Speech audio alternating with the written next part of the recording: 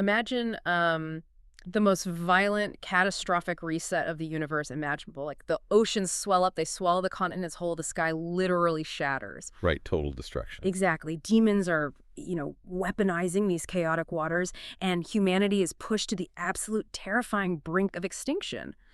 Now imagine all of that being triggered because one man decided to bend down and save a tiny, thrashing minnow from a river. It completely inverts our expectations of how a mythological epic is supposed to start, Like we expect chariots of fire or a booming voice from the heavens tearing the sky apart. Right, some massive Hollywood entrance. Yeah, exactly. We don't expect the grandest cosmic event in history to hinge on this quiet, almost invisible moment of empathy. Which is exactly why we are plunging into this specific text today. So welcome to our deep dive into the source material of The Fish That Saved the World, Matsya Avatar. It's such a fascinating text. It really is. We are exploring this ancient Hindu narrative where a single, seemingly insignificant act of kindness sets off a chain reaction that literally saves all of humanity and, the sum total of human knowledge too. And the escalation is just staggering. Oh, it's wild. We go from a tiny fish in a water pot to a multi-decked teakwood ark, a multi-armed deity, and a supernatural shark whirlpool. Right, the sheer scale is breathtaking. But for you listening, understanding the deeper stakes here changes everything. I mean, this isn't simply an ancient action movie about surviving a flood. Right. At its core, this text is a really rigorous, profound study on Dharma, the concept of righteousness and cosmic duty. It acts as a philosophical blueprint for how you're supposed to act when the world around you is plunging into absolute, unmitigated chaos. To even begin to grasp the terror of that chaos, we really have to look at the world that was about to be destroyed. Because, this wasn't a broken world. This narrative begins in Satyuga. The Golden Age. Satyuga represents an era of high moral equilibrium. It's a time of incredible harmony, where truth and duty are just the default states of being. Yeah. And standing at the pinnacle of this era is King Manu. He is an heir to a solar dynasty, ruling this peaceful kingdom from a palace situated right on the banks of the Kritamala River. And the text goes out of its way to emphasize that Manu isn't just like a capable administrator, right? He is the absolute embodiment of virtue. Oh, absolutely. Every single morning before the world even wakes up, he is out there performing his Sandhya Vandana, his daily prayers, and chanting the Gayatri mantra. His entire routine is steeped in this deep, structural reverence for the cosmos. Yeah. We see this vividly during his morning Tarpana ritual. And Tarpana is the water offering, right? Exactly. But it isn't just about splashing water around. It is the physical act of acknowledging a debt. So by offering water to his ancestors and the deities, Manu is actively recognizing that he's part of this massive interconnected web of existence, one that stretches backwards into history and upwards into the divine. So paint the picture for us. He's standing waist deep in the misty Kritamala River. He reaches down, cups the cold river water in his hands to make his offering, and bam! That is the exact moment the inciting incident happened. Right in his hands. Yeah. In the water he just scooped up, there is this tiny, desperate little fish thrashing against the edges of his palms, and the fish speaks to him. It does. It delivers this heartbreaking, terrified plea. It says, "O king, big fish devour us small ones. Grant sanctuary." That phrase, big fish devour us small ones, that's a direct reference to an ancient political and philosophical concept known as Matsya, or the law of the fishes. Okay, let's unpack this for a second because that's basically the oldest, most brutal rule of nature, right? It is the fundamental law of nature. The strong consume the weak. It is the ultimate expression of biological determinism. So by appealing to the king, this tiny creature is asking Manu to defy the very laws of the natural world. I kept getting stuck on this moment when I was reviewing the source material because interrupting the food chain is essentially an act of rebellion against nature. Manu could easily justify just tossing the fish back. He really could. He could say, hey, that's just how the ecosystem works. But instead, he actively chooses to interrupt that natural order. He places this microscopic fish into a golden kamandalu, a sacred water pot. And he doesn't just give it water, he feeds it blessed rice and chants hymns over it. And that decision recontextualizes his entire character. Manu's compassion here is it's a divine stress test. Oh, a stress test. I like that. Yeah, because treating the absolute smallest, most vulnerable, insignificant life form with such immense reverence, I mean, giving a minnow the royal treatment of a golden pot and blessed rice, it proves his moral fitness. Yeah. He demonstrates that human ethics, the concept of Dharma, has to supersede the raw, brutal mechanics of nature. If he will extend his protective duty to a terrified minnow, it proves to the universe that he will not fight her when tasked with protecting the entire world. Wow. But, the universe doesn't just hand him a gold star and walk away. No, it definitely does not. That single act of sanctuary quickly spirals into a terrifying ordeal. The text moves from this quiet morning ritual into a phase of impossible, violent growth. Like the tiny rescue fish begins to violently defy the laws of physics. The escalation is exponential. It mirrors a runaway reaction. Yeah, it outgrows the golden pot almost instantly. So Manu, trapped by his promise of sanctuary, moves it to a brass tub. Right. Within days, it breaks the bounds of the tub, so he transports it to a garden pond. It swells to fill the pond. Then he moves it to a massive lake. And the physical descriptions in the text become increasingly surreal here. They really do. The fish develops these lustrous, blinding scales and massive, unblinking moon-like eyes. It becomes divinely beautiful, but undeniably terrifying, because it's literally breaking the rules of reality. Which is where we see Manu experiencing a profound cognitive dissonance. Mm-hmm. I mean, here's a man who's built his entire life on order, routine, and predictable cosmic laws. Yeah, and now he has this impossible pet. Exactly. He's face-to-face with an anomaly that simply should not exist. So he realizes he can't manage this alone, which leads him to consult the great sage, Vishnu. And Vishnu takes one look at it and confirms it, right? Yeah, he takes one look at this impossible creature and confirms the terrifying truth. He says, "This is Vishnu's mark. Nurture it." Nurture it. I mean, the sheer burden of that command is staggering. We aren't talking about a rapidly growing puppy here.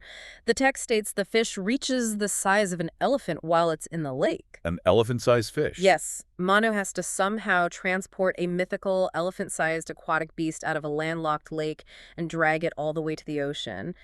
The logistics alone imply this exhausting, monumental struggle. He is being pushed to his absolute physical and psychological limits, but he refuses to abandon his duty.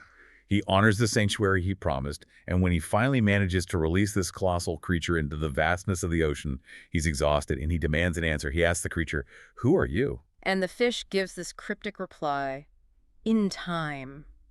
But then it follows up with a warning that just shatters the entire reality of Satyuga. It looks at Manu and says, "Pralaya approaches." Pralaya. Yeah. A concept that strikes existential dread into the heart of this mythology. Pralaya translates to cosmic dissolution, a world-ending flood that washes away all of creation. So suddenly, the impossible exponential growth of the fish makes perfect metaphorical sense. It does. Yeah. The fish's uncontainable expansion directly mirrors the swelling, invisible tide of Dharma in the world. Let's explore Dharma for a second, because it's not just a synonym for people doing bad things, is it? It's much more structural than that. Right. Dharma is the gradual compounding breakdown of the social and moral fabric. It is ethical entropy. Ethical entropy. Exactly. It's the accumulation of thousands of small, selfish compromises over centuries, until the invisible structure holding reality together simply snaps. The physical growth of the fish was a manifestation of that impending collapse. You can't contain a failing reality in a pot or tub or a lake, just like you can't contain the coming destruction. You can only prepare to survive it. And that chilling realization shifts the entire deep dive from a story about a miraculous creature into a desperate, high-stakes preparation mission. Because that very night, the exhaustion finally overtakes Manu, and he receives a divine dream. The veil is finally lifted. The fish reveals its true form to Manu in the dreamscape. This is Matsya, the first avatar of Lord Vishnu, the preserver of the universe. And the imagery shifts from a strangely large fish into something entirely divine and overwhelming. Matsya appears as a colossal half-fish, but crowned with a massive singular golden horn and wielding the 4 arms of Vishnu. And Matsya doesn't deal in riddles anymore. No, he tells Manu plainly. Sin's mount, Dharma floods the world. The tipping point has been reached. The universe requires a hard reset. But since Vishnu's role is preservation, he provides Manu with an incredibly specific architectural blueprint for survival. Right. This is where the text details the ultimate go-bag for humanity. Matsya commands Manu to construct a massive, 3-decked vessel out of solid teakwood. It must be inlaid with gold and etched entirely with protective mantras. The scale of the preparation is immense. And then comes the cargo manifest. Manu is instructed to gather the seeds of all life, every animal, plant, grain, and saplings of the sacred Tulsi plant.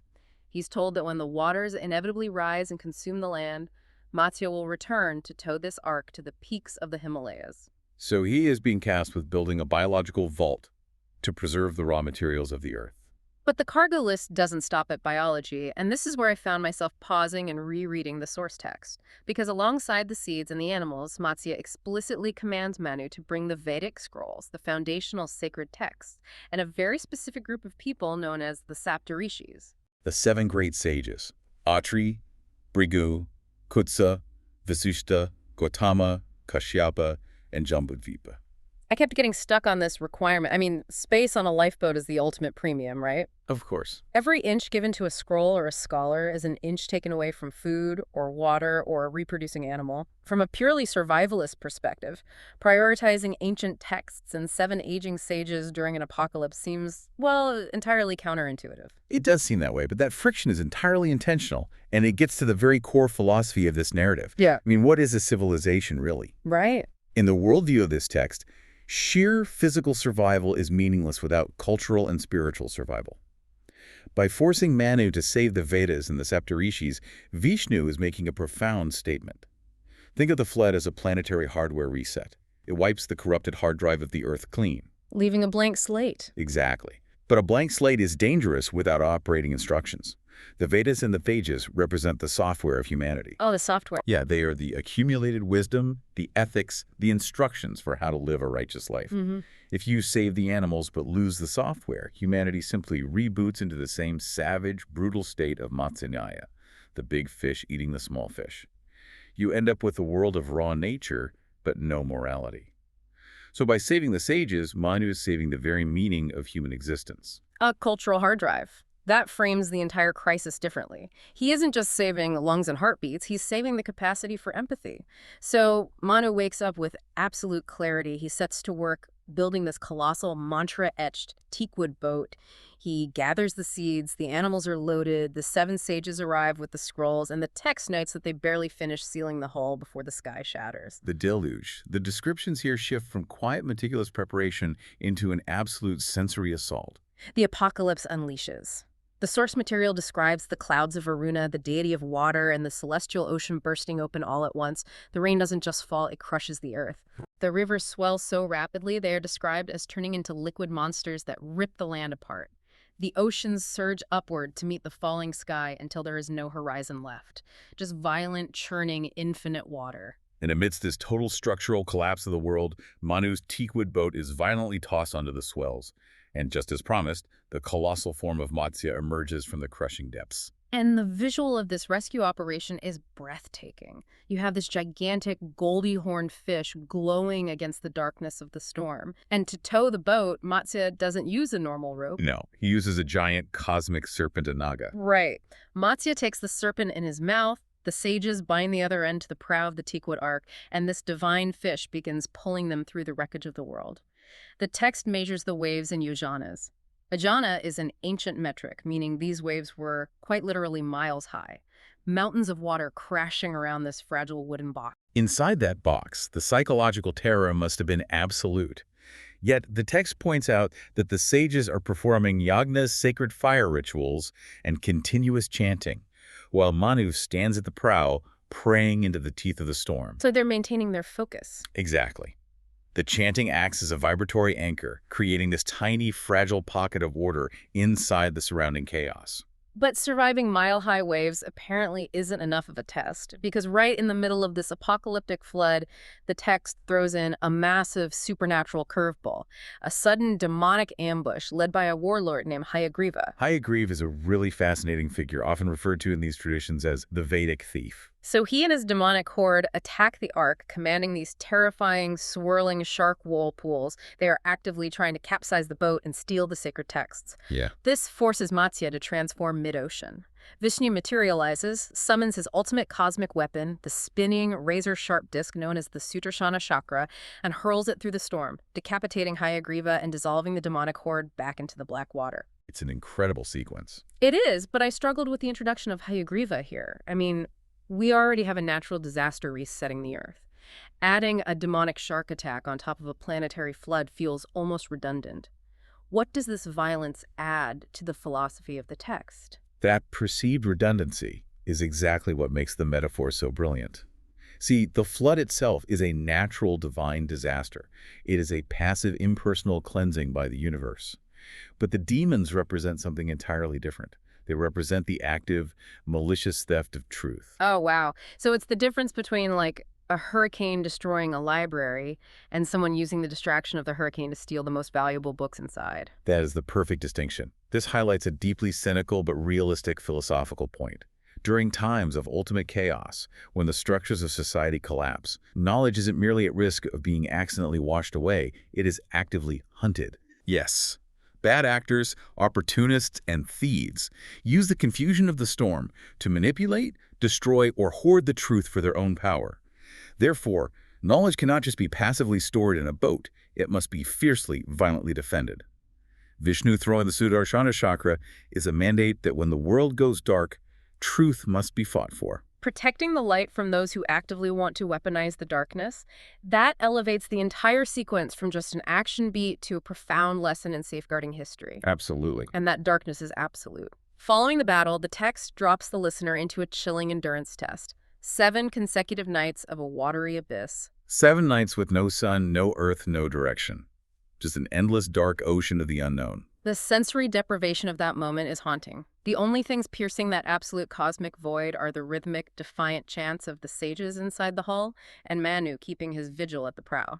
They are forced to endure the gap between the old world that has been destroyed and the new world that has not yet revealed itself. It requires total surrender to their Dharma and complete trust in the divine entity pulling them through the dark. But eventually the endurance test ends, and the resolution provided in the source material is incredibly cinematic. After enduring the terror of the abyss, the heavy clouds finally break. The sun pierces through the gloom, casting a massive, brilliant rainbow across the sky. The violent waters begin to calm and recede, and Matsya finally anchors the massive teakwood boat to the highest unflooded peaks of Mount Himavan. Mount Himavan in the Himalayas. It serves as the ultimate point of stability, a solid grounding after enduring endless, terrifying motion. As the floodwaters slowly pull back, they reveal something incredibly potent. Fresh, fertile mud, a literal blank slate for humanity. And at this moment of triumph, the colossal horned fish form is shed.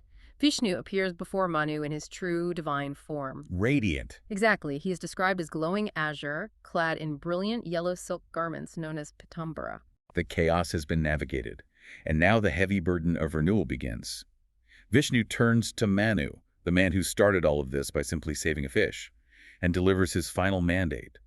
Repopulate the earth, teach the Vedas, uphold Dharma. And Vishnu doesn't just leave them with a command, he leaves them with one final, invaluable gift. He imparts the Matsya Purana, a massive foundational text that details the cosmology of the universe, the cycles of time, and the pathways to salvation. With the software of civilization successfully downloaded into the new world, Vishnu departs. And the source material concludes with a breathtaking vision of the world blooming back to life. The 7 sages fan out to seed new ashrams of learning. The sacred river Ganga begins to carve its way through the fresh earth, and an entirely new humanity is fathered by Manu. When we synthesize the overarching lessons from this text, 3 core pillars of resilience emerge. First, the absolute requirement to protect the weak and vulnerable, even when it defies the brutal logic of nature. Second, the vital necessity of preserving and defending knowledge, the software of our humanity, against those who would exploit chaos. And third, the mandate to trust your deeper purpose when you are plunged into an abyss of uncertainty. You know, when you step back and look at the architectural flow of this narrative, it completes a circle in the most poetic way possible. We started with one single man standing waist-deep in the Kritamala River, choosing to interrupt the violent laws of nature to grant sanctuary to a tiny, helpless fish. Yeah. And it ends with that exact same man, standing atop the highest mountain peak in the world, having protected the seeds of all life, watching a new river flow, and seeding a universe built on compassion rather than brutal consumption. It serves as a reminder that the golden pot of sanctuary Manu offered on that misty morning wasn't just saving the fish, it was the universe testing if humanity was worth saving at all. It's a staggering evolutionary arc. As we bring this deep dive to a close for you listening today, consider the massive territory we've just crossed. We journeyed from a quiet morning prayer and a struggling minnow through the terrifying, physics-breaking growth of a divine warning. A truly wild ride. We explored the construction of a biological and cultural arc. We rode through mile-high waves towed by a cosmic serpent, witnessed the fierce defense of truth against demonic opportunists, and finally found solid ground atop the Himalayas, holding the fertile mud of a brand new world. The narrative of the Matsya avatar proves that ancient mythology isn't just a collection of fanciful stories. It is a highly engineered blueprint for navigating the collapse and renewal of our own worlds. Which brings us to a final thought for you to take into your day. The source text we explored actually ends by turning to the reader and asking a very direct, piercing question. What small fish needs your care? It's a powerful question. It really is. And we want to build on that idea. We aren't facing a mythic, world-ending flood of water today. But if we're honest, our modern world often feels like it is drowning. We are constantly flooded by overwhelming torrents of information, endless digital distractions, and the structural decay of our own daily chaos. The waters of our own Dharma are constantly rising. So, as you navigate your own flood, we leave you with this. What fragile piece of truth, what vital piece of knowledge, or what small, seemingly insignificant act of compassion are you choosing to fiercely protect and place in your own golden pot today, hoping it will grow strong enough to pull you through the storm?